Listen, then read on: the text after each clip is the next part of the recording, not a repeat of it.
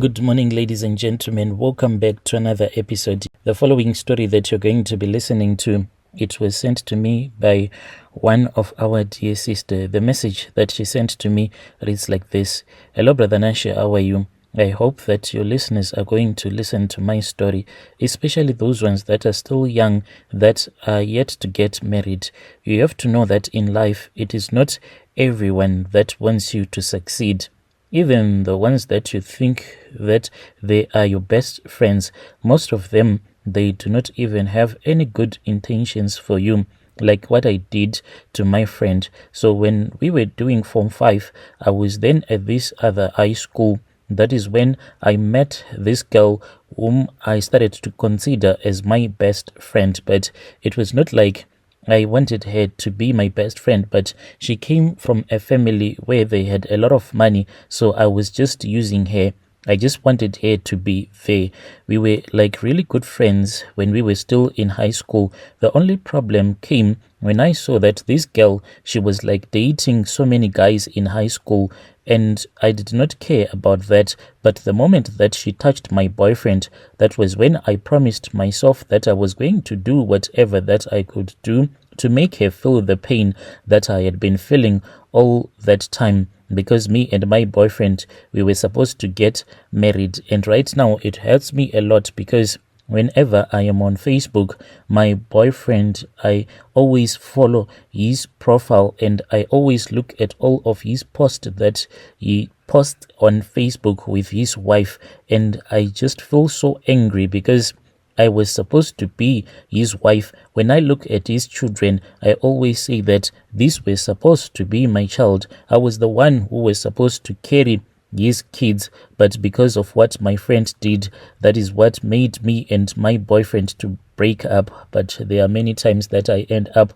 blaming myself that I was not supposed to break up with him, because I have since found out that all men, they are dogs, they are the same, because I found out that they do cheat no matter where you go to. But at that time I was really heartbroken.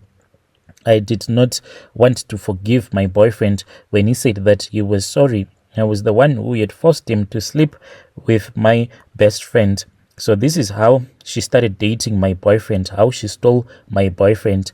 Me and my boyfriend, we had promised each other that we were never going to sleep with each other until we would have gotten married. But you know that boys are boys, so his friends, like, he would come and complain to me, and he would say that his friends, whenever they'll be having their boy discussions, then his friends will be telling him that they were already sleeping with their partners. But as for me, I was refusing to sleep with him, so I told him to lie to his friends that we were sleeping together. But then they caught him lying because he did not have any experience at all like they were having. So they started laughing at him that he was still a virgin who had never slept with a woman before. So he came back to me and he told me that he wanted us to sleep together, but I said, no, you have to marry me first. And he said that his friends, they kept on laughing at him. So at that time, he was giving me a lot of pressure to sleep with him. So when I refused, the night that I said, no,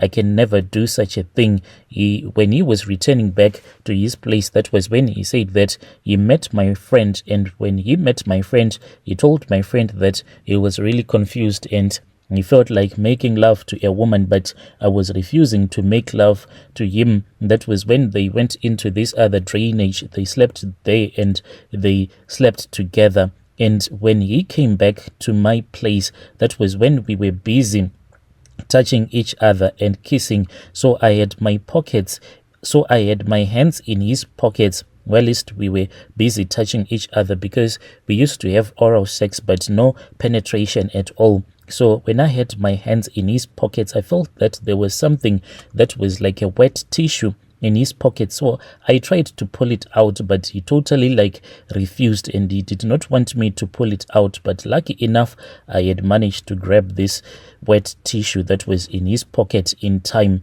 And when I got it out, I saw that there was a used condom that was wrapped in that tissue. And I said, where did you get this? At first, he refused. Then I started to tell him to get out of my room. And he said that, I am sorry, baby, but I had sexual intercourse with your friend.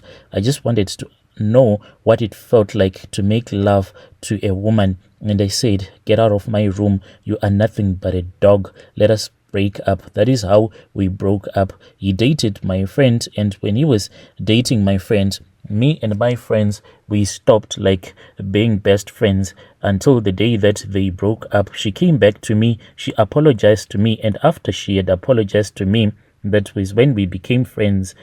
And she thought that honestly I had forgiven her, but deep down I had this deep rooted resentment in my heart towards her, even though I was not showing her that I hated her so much. So after high school, she started dating another guy and another guy and another guy until she brought the one who became her husband. She brought her future husband to me, and she was like, is this guy, is he cool? And I was like, okay, but I was jealous, and I started praying that the relationship will never go anywhere. That was when I heard that she was about to get married. So she wanted me to be part of her bridesmaids.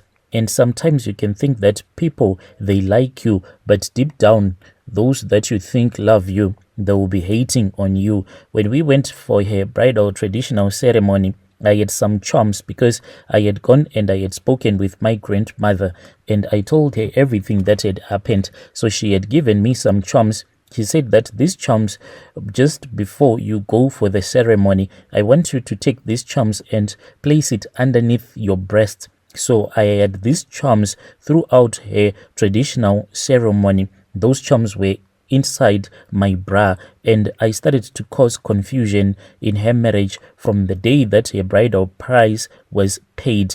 They got married, and I was still part of the bridal team on her wedding day. I also had the same charm that had been given to me by my grandmother because I had quickly returned back to the village and I had gotten the charms. I was told by my grandmother that I was supposed to buy a present for her. So I was like, what kind of a present can I buy for her, Brother Nanshi? I then went and I bought this really expensive set of water glasses.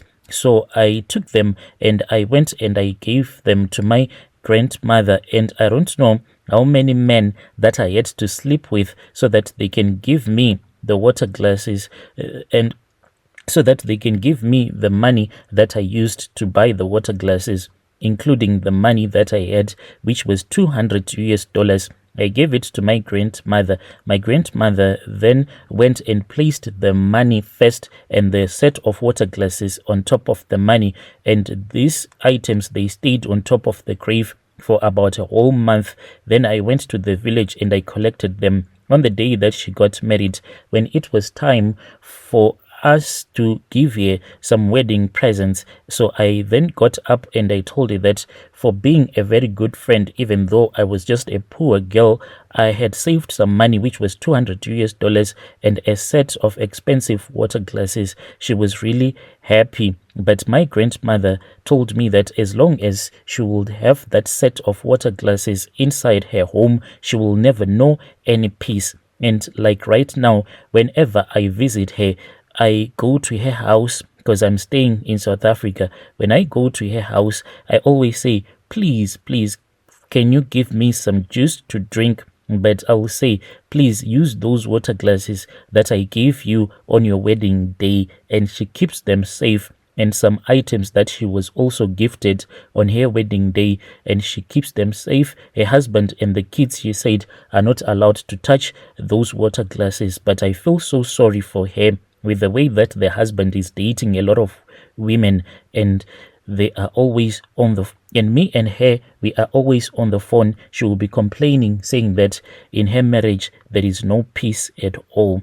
And she said that she recently found out that her husband was like cheating on her and has impregnated another girl. This woman, she knows no peace, because as long as she has these items in her home, she will never know peace. So I want to advise other women out there, including those that are about to get married, to never trust anyone in your life. You only need to trust yourself, because she is like someone who is about to fall into a bottomless pit, and I am the one who is standing behind her, and I am about to push her into that bottomless pit such that she will never be able to recover. Even my grandmother, the witch, she even feels sorry for her. She was like, how about I give you some charms so that she can just get divorced from her husband? But I told my grandmother that no, she needs to suffer. She has not yet suffered enough.